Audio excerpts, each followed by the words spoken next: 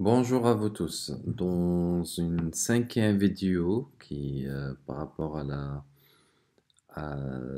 au projet de VPN qu'on est en train de faire, cette vidéo en fait diffère par rapport aux quatre premières, par rapport à une nouvelle méthode, comment lancer un tunnel en s'appuyant sur les certifs, sur OpenSSL, sur EasyRSA, comment lancer en fait un tunnel et comment en fait ces informations en fait sont chiffrées ou bien en s'appuyant sur Wireshark, on essaiera de voir si c'est les données qui s'articulent ou bien qui s'acheminent entre le serveur et les clients, comment ils sont chiffrés. Donc pour ce faire, déjà, il faut mettre en tête, c'est que nous, dans la vidéo numéro 3 de OpenVPN, on a essayé en fait from scratch de tout faire. D'accord, on a lancé les scripts et on a essayé en fait de faire la manipulation de A jusqu'à Z. Donc ceci n'empêche qu'il y a la possibilité en fait de voir, alors de voir, par exemple, sur le machine server, par exemple, je vous donne en fait un petit aperçu de user share duck OpenVPN, voilà, puis exemple, simple, puis voilà. Au niveau en fait des keys, là, si j'accède en fait à cette information, en fait, à ce répertoire, on trouve la panoplie en fait de fichiers qu'on a générés dans le cadre de la vidéo numéro 3 de OpenVPN. On trouve en fait toutes les informations possibles, du coup, on peut les utiliser, hein. Euh, on peut en fait trouver ces informations-là et qui reflètent des informations qui ont été euh, générées, par exemple, là, à titre d'exemple, si je veux voir par exemple cette information, donc là, OpenSSL X509, et puis -in, le fichier donc client ec.crt, donc c'est un certificat et en s'appuyant sur l'ellipse curve et puis je peux voir par exemple le subject and les issuer par exemple and no out. Là, juste pour voir en fait les informations qui ont été testées. Donc là, le subject, là, c'est bon, les informations qui sont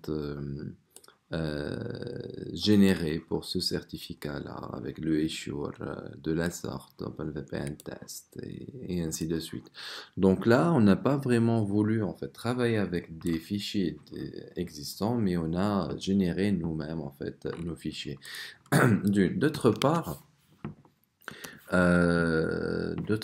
donc nous, si par exemple, je n'ai pas touché en fait à la dernière configuration qu'on a faite, donc pour ce faire, donc si on veut lancer donc il faut déjà être en sudo, d'accord, ok, et par la suite en fait OpenVPN, double dash, puis config, et on lance en fait notre fichier. Donc OpenVPN, il est sous OpenVPN et puis server.conf.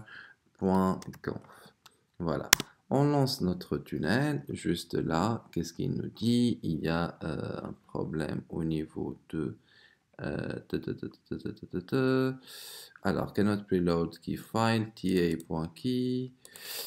Donc j'y accède. OpenVPN, voilà, et puis je lance OpenVPN. Alors, j'ai dit plutôt config, donc server.conf. Voilà. Voilà, exactement. Là, ça marche sans aucun problème. Donc, et le client qu'on a généré, si vous vous rappelez par rapport à la vidéo numéro 3 de OpenVPN, donc on a pu en fait la générer. Là, je passe en fait sur l'autre machine aussi et je peux en fait lancer comme tout à l'heure, donc comme on a fait dans cette machine serveur, donc j'accède déjà à la base OpenVPN et puis OpenVPN. On a dit config et puis client.conf. Voilà, et là, la connexion, elle est faite entre les deux sans aucun problème. Et hostname-i pour voir les éventuels, voilà, adresses IP virtuelles, je le redis, c'est des adresses virtuelles, donc privées, d'accord, hostname-i, et là, ça nous a donné en fait l'autre bout du tunnel, à savoir le 1806, et là c'est le 1801. Là, si vous voulez en fait aussi faire appel à Wireshark pour rien que pour voir en fait, il faut que je passe déjà. Je peux pas d'ailleurs regarder. Le tunnel, c'est quelque chose qui est, le tunnel. Donc là, c'est les interfaces en fait de ma machine. Mais si je sélectionne par exemple cette adresse, je pense que je n'aurai pas le droit. Voilà. Donc parce que là, il devrait être euh, en dessous. D'accord? Donc, je bascule. Je bascule en pseudo. Voilà. Et là, juste pour Wireshark, en background, là, j'accède en fait à mon tunnel. Et là, juste si vous voulez, donc un simple en fait ping, juste pour voir 10, donc 8, 0, 1. Là, il va y avoir en fait de l'écoute par rapport en fait à ces informations-là. Et là, c'est les informations en fait, ils sont chiffrés. Les informations en fait là, donc on s'appuie sur un canal qui est sécurisé en s'appuyant sur les certifs. D'accord, donc vous avez la possibilité en fait, une fois euh, on échange en fait des informations entre les deux machines, genre si par exemple on peut par exemple voir alors le tunnel il est déjà donc si je veux par exemple faire un SSH sur 10 8 0 1 par exemple et j'accède à notre machine, par exemple le serveur. Ok, là je passe